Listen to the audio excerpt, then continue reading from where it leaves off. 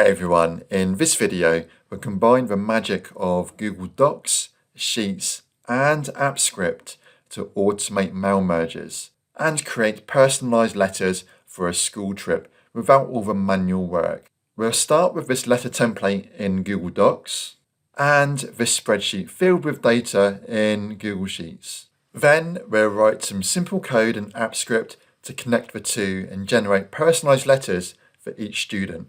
And we'll also add a menu option to our Google Sheet to make it super easy to start that mailMerge, saving time with no more copying and pasting. Let's get started.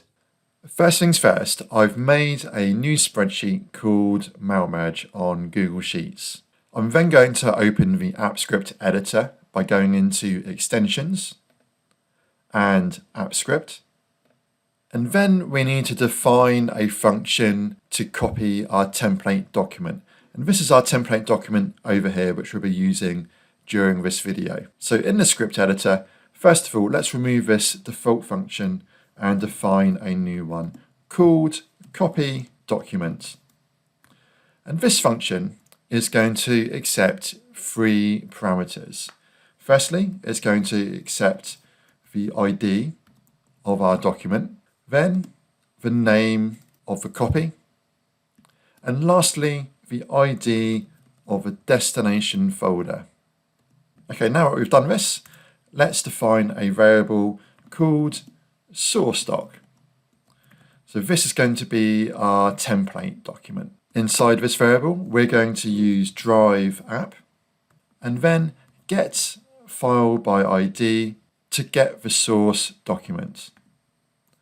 And let's pass it our source doc ID variable in there as well. Okay, now let's define another variable. Use const again, and this one is going to be called folder. And again, I'm going to use drive app and then get folder by ID and then pass it our folder ID variable into there. And now we're going to make a copy of this document. So I'm going to just put a comment on the line here to show where we're actually triggering the code to copy the document. And let's then define a new variable. This one's going to be called copyDoc. And in this case, we're going to use the source doc, so the document we have just gotten. And we're going to use a method called makeCopy. And this just needs a couple of parameters. So we're going to pass this the copy name, so what we want to call the new document, and the folder we want to save this into. So that's going to give it the folder ID we defined earlier.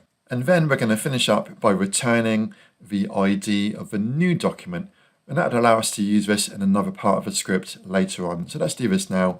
So I'm going to type in return, then take this variable, copyDoc, and we're going to get the ID of that new document. Perfect, so let's try this out now. I'm going to make a new function which we're going to use to call the function we've just written and test this out. So let's define a new one called copyDocument test, and then let's call the function. So to do that, let's define our variable here. I'm going to call this variable newDoc, and then call the copyDocument function. And in here, we need to provide, as it's indicating here, the source doc ID. So let's go and get that now. So let's grab this portion of the address and get the document ID we need. Next, we need to provide what we want to call the document. So I'm just going to call this letter 1. And next we need to give it the folder ID. So let's go and get that now. Okay, so here is the folder ID. So let's copy this as well. And as you can see, it currently just has our letter template. So let's add this into here. Okay, now let's save this and run our copyDocument test function and press run. Okay, so it's the first time we're running this function, so we need to authorize it and review permissions. So let's select this button now, select our account, and then press allow. Perfect, so it's executed our function. So now if we go back into mailMerge, we can see we've got a new document here called letter 1. So that's simply just made a copy of this document and generated a new version for us. Okay, now if we look in the letter template, you'll notice we've got placeholders in here to replace this information with our data. So to do this, let's go back to our AppScript project here. And now I'm going to define a new function, and this one is going to be called replacePlaceholders. And this function will take the document ID, which will be the document ID of a new document we've just created, and we're also going to pass it an object containing all of the replacement information we need to include. So first of all, we need to define a new variable, and I'm going to call this one doc, and we're going to open that document. So to do that, we're going to use document app, and then open by ID, and then pass it the doc ID, which we've passed into this function just up here.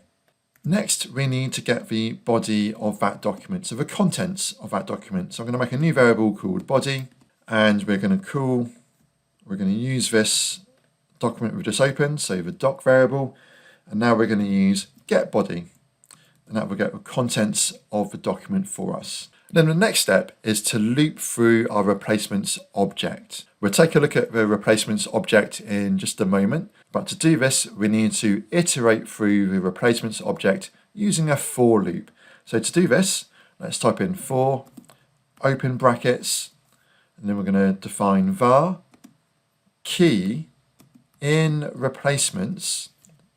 So we're going to get all the keys in the replacement object, and then for each one of those, we're going to use body, so the body variable we defined earlier, and we're going to use the method called replaceText. Then let's use open brackets and define the text, what we want to replace and what we need to replace it with. So first of all, let's add in our placeholder information in here. So if we jump back to our letter template, we can see all of our placeholders start with some curly brackets, then the variable name, and is closed by a curly bracket as well. So let's define this here. So first of all, let's enter our first curly bracket, then use the plus symbol to add in our variable around that. And then let's use a close bracket. From the next parameter we need to provide is what we want the replacement to be. So to do this, we're going to use our replacements object and supply the key to get the value we need to replace that with. Okay, so that's everything we need to define there. Let's now try this out. So I'm just going to move this down a bit and now copy in an example of the replacements object we're going to pass. So this object includes a student name, the destination of a school trip, the date it's taking place, and some extra information. What we're going to do next is we're going to call the replace placeholder function, and we're going to give this function the ID of our new document. So let's get this from here. So we need to take the new doc ID and supply it to this function, and then we're going to supply it with our replacements object here. So now what's going to happen is when we next run copyDocument test, just as before, it's going to create a new copy of our template, and then within this variable we're going to store the ID of that new document. We're going to supply it into the replace placeholder function, give it the new doc ID along with our replacements here. So let's try this again. I'm going to select run. We need to review permissions again because we're asking for some additional permissions. Let's press allow. And now if we go back into our mailMerge folder, we have a new version of the letter 1 document. So let's open this, and you can see that the placeholders have all been replaced with the data from the object we just added. So we've got the name of a student, destination of a trip, date, time, cost, and so on. So that's all been filled in for us now. Okay, now things are going to get more interesting. I'm going to go back to the Google Sheet and let's now add in some sample information into this sheet. So now what we're going to do is we're going to use this information and write some additional code to go through each line and generate a unique letter for each one of these students and filling in all the information we've provided here. So rather than typing this one line by line, let me just add in a version I prepared earlier. So let's move this down here and I'm going to copy in my mailMerge function, which I've written earlier. So what's happening in here is firstly, we're getting the active spreadsheet and our data set. So we're getting the active spreadsheet here and we're getting the sheet named sheet 1. Then from within sheet 1, we're getting the header row in our head variable and all of the data, we're using the spread syntax to get all of the data added into our data variable. Then just as before, we are supplying the document ID, so that's this document here, and a folder ID, so our folder over here. Okay, for debugging purposes, we're logging the data to the console log. This just lets us see that we are retrieving that data from the spreadsheet. And then next, once we've gotten our data variable, we're going through each row within that data. And for each row, what we're doing is firstly, we're generating the name of the document. So I'm calling this variable copy name. And for that, we're using the name letter and we're just adding a number to that. So the row number is being added to letter. Then we're passing that information into the copyDocument function we defined earlier. So that's this one up here. So this is the function which is taking the name, the ID of the source doc, what we want to call the document, and a folder ID. And that's generating a new version of that document for us.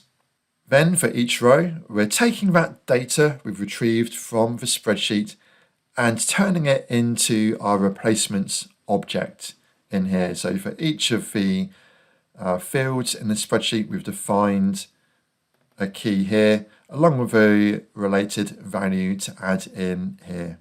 And for more information about how to best retrieve data from sheets and how this works, check out the video which should be popping up now on the top right hand side. And once we've defined the replacements object for each row, then we are calling the replacePlaceholders function and supplying it the ID of a new document along with the replacements we want to add. And one last thing, just to make this nice and easy for us to run this function, I'm going to add a menu option onto our spreadsheet as well, which we can then use to call the mailMerge function and run it all from our spreadsheet. So we don't need to open our script every time to run this. Okay, so let's save this. And now let's jump back to our spreadsheet.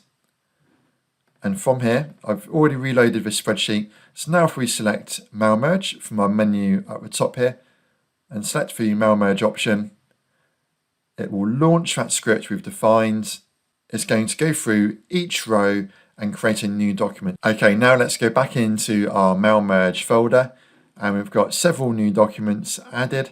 So let's choose one of these. As we can see here, it's replaced placeholders using our information from the spreadsheet this time.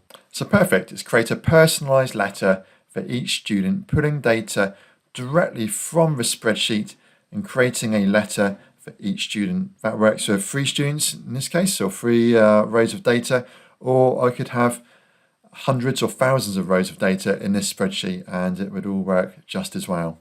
And that's the power of mailMerge with AppScript. You can use this for letters, certificates, emails, anything which you need to personalize in bulk. So I hope you found this video helpful. Don't forget to like and subscribe for more AppScript tutorials. Happy automating!